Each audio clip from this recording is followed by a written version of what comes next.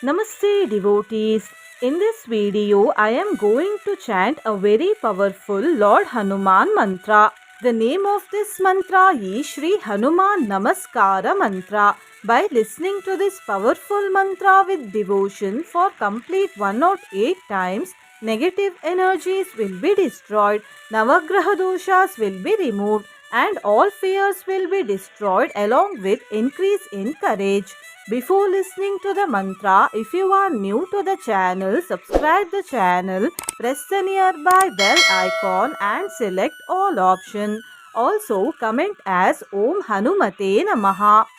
गोष्पदीकृतवारीशं वशकीकृतराक्षसं रामायणमहामाला रत्नं वन्दे लङ्काभयङ्करम् गोष्पदीकृतवारीशं वशकीकृतराक्षसं रामायणमहामाला रत्नं वन्दे लङ्काभयङ्करम् गोष्पदीकृतवारीशं वशकीकृतराक्षसं रामायणमहामाला रत्नं वन्दे लङ्काभयङ्करम् गोष्पदीकृतवारीशं वशकीकृतराक्षसं रामायणमहामाला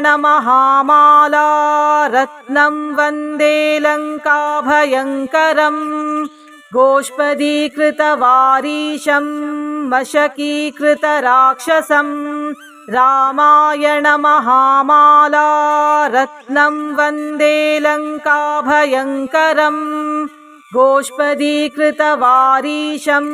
वशकीकृतराक्षसं रामायणमहामाला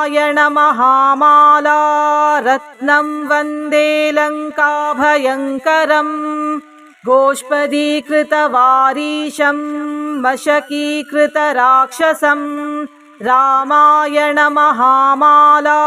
रत्नं वन्दे लङ्काभयङ्करम् गोष्पदीकृतवारीशं वशकीकृतराक्षसं रामायणमहामाला रत्नं वन्दे लङ्काभयङ्करम् गोष्पदीकृतवारीशं वशकीकृतराक्षसं रामायणमहामाला रत्नं वन्दे लङ्काभयङ्करम् गोष्पदीकृतवारीशं वशकीकृतराक्षसं रामायणमहामाला रत्नं वन्दे लङ्काभयङ्करम् गोष्पदीकृतवारीशं वशकीकृतराक्षसं रामायणमहामाला रत्नं वन्दे लङ्काभयङ्करम् गोष्पदीकृतवारीशं वशकीकृतराक्षसं रामायणमहामाला रत्नं वन्दे लङ्काभयङ्करम् गोष्पदीकृतवारीशं वशकीकृतराक्षसं रामायणमहामाला रत्नं वन्दे लङ्काभयङ्करम् गोष्पदीकृतवारीशं वशकीकृतराक्षसं रामायणमहामाला रत्नं वन्दे लङ्काभयङ्करम् गोष्पदीकृतवारीशं वशकीकृतराक्षसं रामायणमहामाला रत्नं वन्दे लङ्काभयङ्करम् गोष्पदीकृतवारीशं वशकीकृतराक्षसं रामायणमहामाला रत्नं वन्दे लङ्काभयङ्करम् गोष्पदीकृतवारीशं वशकीकृतराक्षसं रामायणमहामाला रत्नं वन्दे लङ्काभयङ्करम् गोष्पदीकृतवारीशं वशकीकृतराक्षसं रामायणमहामाला रत्नं वन्दे लङ्काभयङ्करम्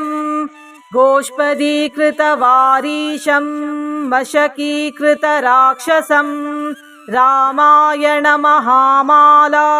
रत्नं वन्दे लङ्काभयङ्करम् गोष्पदीकृतवारीशं वशकीकृतराक्षसं रामायणमहामाला रत्नं वन्दे लङ्काभयङ्करम् गोष्पदीकृतवारीशं वशकीकृतराक्षसं रामायणमहामाला रत्नं वन्दे लङ्काभयङ्करम् गोष्पदीकृतवारीशं वशकीकृतराक्षसं रामायणमहामाला रत्नं वन्दे लङ्काभयङ्करम् गोष्पदीकृतवारीशं वशकीकृतराक्षसं रामायणमहामाला रत्नं वन्दे लङ्काभयङ्करम् गोष्पदीकृतवारीशं वशकीकृतराक्षसं रामायणमहामाला रत्नं वन्दे लङ्काभयङ्करम् गोष्पदीकृतवारीशं वशकीकृतराक्षसं रामायणमहामाला रत्नं वन्दे लङ्काभयङ्करम् गोष्पदीकृतवारीशं वशकीकृतराक्षसं रामायणमहामाला रत्नं वन्दे लङ्काभयङ्करम् गोष्पदीकृतवारीशं वशकीकृतराक्षसं रामायणमहामाला रत्नं वन्दे लङ्काभयङ्करम् गोष्पदीकृतवारीशं वशकीकृतराक्षसं रामायणमहामाला रत्नं वन्दे लङ्काभयङ्करम् गोष्पदीकृतवारीशं वशकीकृतराक्षसं रामायणमहामाला रत्नं वन्दे लङ्काभयङ्करम् गोष्पदीकृतवारीशं वशकीकृतराक्षसं रामायणमहामाला रत्नं वन्दे लङ्काभयङ्करम् गोष्पदीकृतवारीशं वशकीकृतराक्षसं रामायणमहामाला रत्नं वन्दे लङ्काभयङ्करम् गोष्पदीकृतवारीशं वशकीकृतराक्षसं रामायणमहामाला रत्नं वन्दे लङ्काभयङ्करम् गोष्पदीकृतवारीशं वशकीकृतराक्षसं रामायणमहामाला रत्नं वन्दे लङ्काभयङ्करम् गोष्पदीकृतवारीशं वशकीकृतराक्षसं रामायणमहामाला रत्नं वन्दे लङ्काभयङ्करम् गोष्पदीकृतवारीशं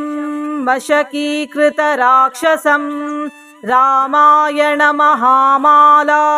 रत्नं वन्दे लङ्काभयङ्करम् गोष्पदीकृतवारीशं वशकीकृतराक्षसं रामायणमहामाला रत्नं वन्दे लङ्काभयङ्करम् गोष्पदीकृतवारीशं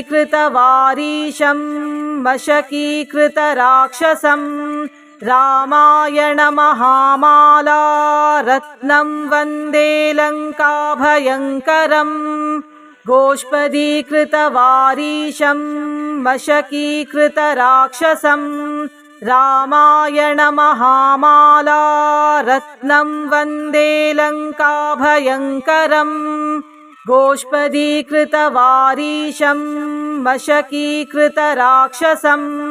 रामायणमहामाला रत्नं वन्दे लङ्काभयङ्करम् गोष्पदीकृतवारीशं वशकीकृतराक्षसं रामायण महामाला रत्नं वन्दे लङ्काभयङ्करम् गोष्पदीकृतवारीशं मशकीकृतराक्षसम् रामायण महामाला रत्नं वन्दे लङ्काभयङ्करम् गोष्पदीकृतवारीशं मशकीकृतराक्षसम् रामायण महामाला रत्नं वन्दे लङ्काभयङ्करम् गोष्पदीकृतवारीशं मशकीकृतराक्षसम् रामायण महामाला रत्नं वन्दे लङ्काभयङ्करम् गोष्पदीकृतवारीशं मशकीकृतराक्षसम् रामायण महामाला रत्नं वन्दे लङ्काभयङ्करम् गोष्पदीकृतवारीशं मशकीकृतराक्षसम् रामायण महामाला रत्नं वन्दे लङ्काभयङ्करम् गोष्पदीकृतवारीशं मशकीकृतराक्षसम् रामायण महामाला रत्नं वन्दे लङ्काभयङ्करम् गोष्पदीकृतवारीशं मशकीकृतराक्षसम् रामायण महामाला रत्नं वन्दे लङ्काभयङ्करम् गोष्पदीकृतवारीशं मशकीकृतराक्षसम् रामायण महामाला रत्नं वन्दे लङ्काभयङ्करम् गोष्पदीकृतवारीशं मशकीकृतराक्षसम् रामायण महामाला रत्नं वन्दे लङ्काभयङ्करम् गोष्पदीकृतवारीशं मशकीकृतराक्षसम् रामायण महामाला रत्नं वन्दे लङ्काभयङ्करम् गोष्पदीकृतवारीशं मशकीकृतराक्षसम् रामायण महामाला रत्नं वन्दे लङ्काभयङ्करम् गोष्पदीकृतवारीशं मशकीकृतराक्षसम् रामायण महामाला रत्नं वन्दे लङ्काभयङ्करम् गोष्पदीकृतवारीशं मशकीकृतराक्षसम् रामायण महामाला रत्नं वन्दे लङ्काभयङ्करम् गोष्पदीकृतवारीशं मशकीकृतराक्षसम् रामायण महामाला रत्नं वन्दे लङ्काभयङ्करम् गोष्पदीकृतवारीशं मशकीकृतराक्षसम् रामायण महामाला रत्नं वन्दे लङ्काभयङ्करम् गोष्पदीकृतवारीशं मशकीकृतराक्षसम् रामायण महामाला रत्नं वन्दे लङ्काभयङ्करम् गोष्पदीकृतवारीशं मशकीकृतराक्षसम् रामायण महामाला रत्नं वन्दे लङ्काभयङ्करम्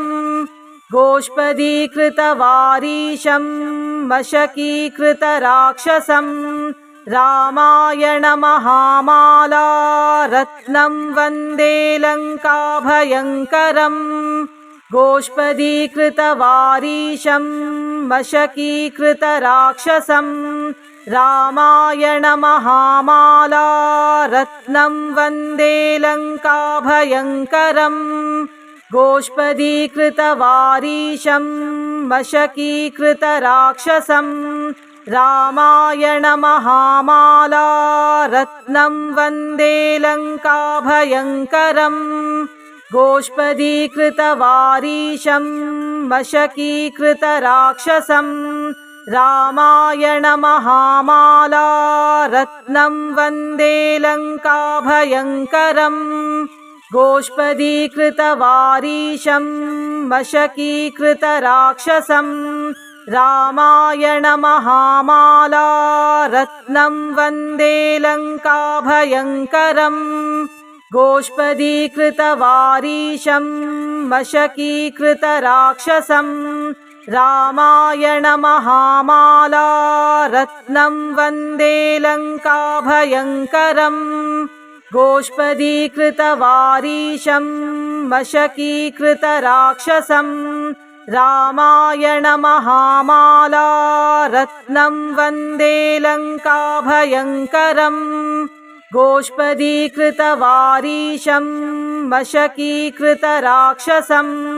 रामायण महामाला रत्नं वन्दे लङ्काभयङ्करम् गोष्पदीकृतवारीशं मशकीकृतराक्षसम् रामायण महामाला रत्नं वन्दे लङ्काभयङ्करम्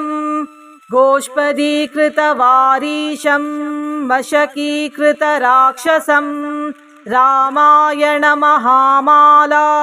रत्नं वन्दे लङ्काभयङ्करम् गोष्पदीकृतवारीशं मशकीकृतराक्षसम्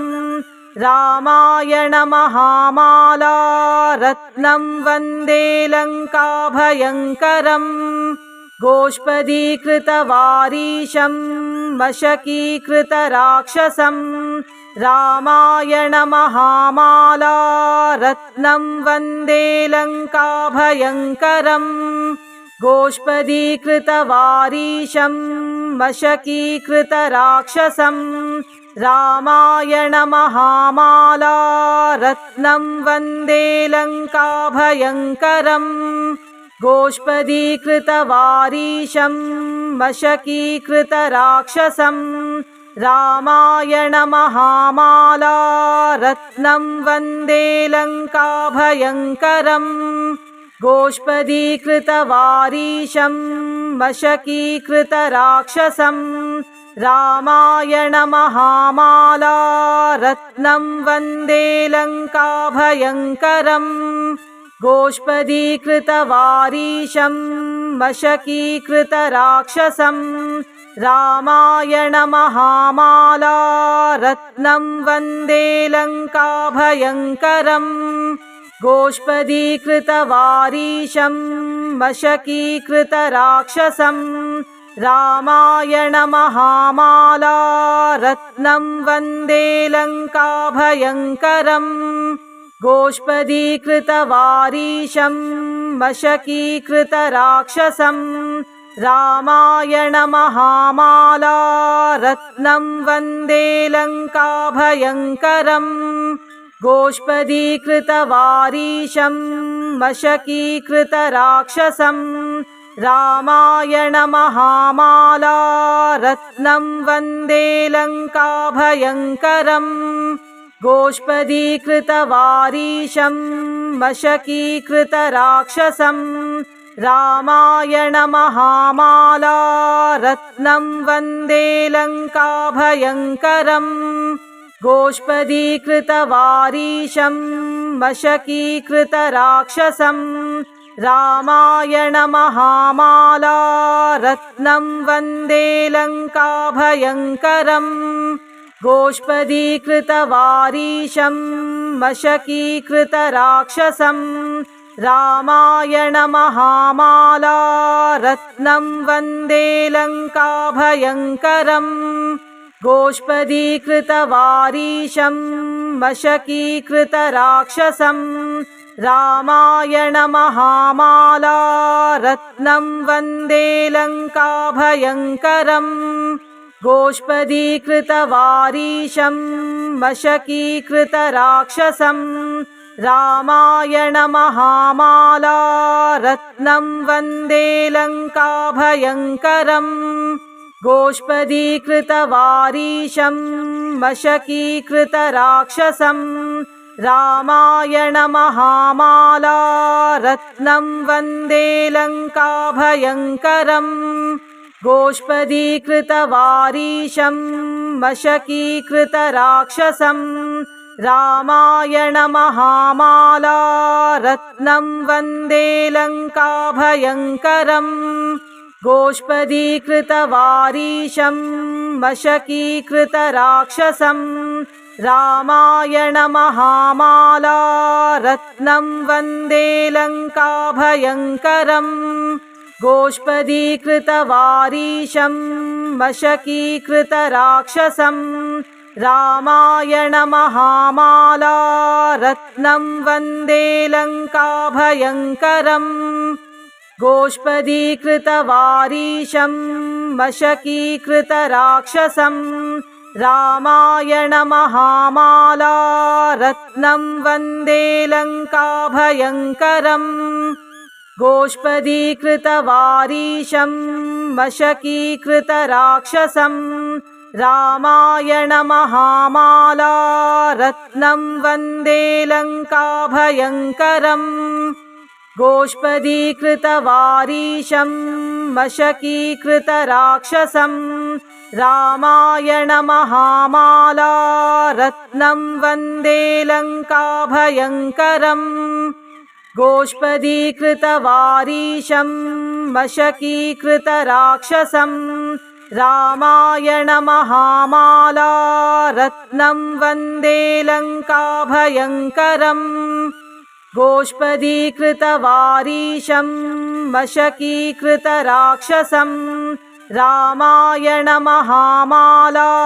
रत्नं वन्दे लङ्काभयङ्करम् गोष्पदीकृतवारीशं मशकीकृतराक्षसम् रामायणमहामाला रत्नं वन्दे लङ्काभयङ्करम् गोष्पदीकृतवारीशं मशकीकृतराक्षसम् रामायणमहामाला रत्नं वन्दे लङ्काभयङ्करम् गोष्पदीकृतवारीशं मशकीकृतराक्षसम् रामायणमहामाला रत्नं वन्दे लङ्काभयङ्करम् गोष्पदीकृतवारीशं मशकीकृतराक्षसम् रामायणमहामाला रत्नं वन्दे लङ्काभयङ्करम् गोष्पदीकृतवारीशं मशकीकृतराक्षसम् रामायणमहामाला रत्नं वन्दे लङ्काभयङ्करम् गोष्पदीकृतवारीशं मशकीकृतराक्षसम् रामायणमहामाला रत्नं वन्दे लङ्काभयङ्करम् गोष्पदीकृतवारीशं मशकीकृतराक्षसम् रामायणमहामाला रत्नं वन्दे लङ्काभयङ्करम् गोष्पदीकृतवारीशं मशकीकृतराक्षसम् रामायणमहामाला रत्नं वन्दे लङ्काभयङ्करम् गोष्पदीकृतवारीशं मशकीकृतराक्षसम् रामायणमहामाला रत्नं वन्दे लङ्काभयङ्करम् गोष्पदीकृतवारीशं मशकीकृतराक्षसम् रामायणमहामाला रत्नं वन्दे लङ्काभयङ्करम् गोष्पदीकृतवारीशं मशकीकृतराक्षसम् रामायणमहामाला रत्नं वन्दे लङ्काभयङ्करम् गोष्पदीकृतवारीशं मशकीकृतराक्षसम् रामायणमहामाला रत्नं वन्दे लङ्काभयङ्करम् गोष्पदीकृतवारीशं मशकीकृतराक्षसम् रामायणमहामाला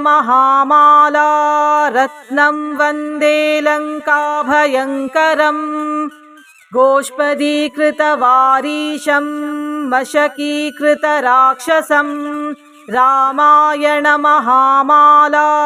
रत्नं वन्दे लङ्काभयङ्करम् गोष्पदीकृतवारीशं मशकीकृतराक्षसम् रामायणमहामाला रत्नं वन्दे लङ्काभयङ्करम् गोष्पदीकृतवारीशं मशकीकृतराक्षसम् रामायणमहामाला रत्नं वन्दे लङ्काभयङ्करम् गोष्पदीकृतवारीशं मशकीकृतराक्षसम् रामायणमहामाला रत्नं वन्दे लङ्काभयङ्करम् गोष्पदीकृतवारीशं मशकीकृतराक्षसम् रामायणमहामाला रत्नं वन्दे लङ्काभयङ्करम्